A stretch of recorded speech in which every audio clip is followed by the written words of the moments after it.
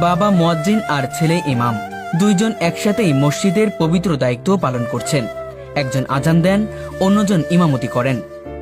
কিন্তু আশ্চর্যের বিষয় হলো দুইজনের কেউই এই কাজের বিনিময়ে 1 টাকাও নেন না।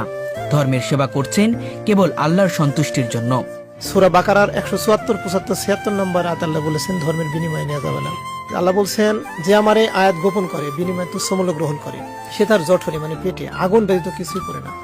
আল্লাহ বলছেন আমি কিয়ামতের দিন তাদের সাথে কথা বলবো না, তাদেরকে পবিত্র করবো না। তারাই সৎপথের বিনিময়ে ভ্রান্ত পথ এবং ক্ষমার পরিবর্তে শাস্তি ক্রয় করিয়াছে। তো এইটা আমি বুঝছি যে ধর্মের বিনিময় নেওয়া শুধু হারামি না, এটা আগুন খাওয়ার সাথে তুলনা। সেটার থেকে আমি বুঝছি যে না, ধর্মের বিনিময় নেওয়া এটা মানবতার কল্যাণে করতে হবে। তা আমি নিজে রুজি করি, ইনকাম করি এবং এখান থেকে 5 ওয়াক্ত নামাজ আমি পড়াই এবং জুম্মা পড়াই। এখান থেকে আমি কোনো পারিশ্রমিক নিই না।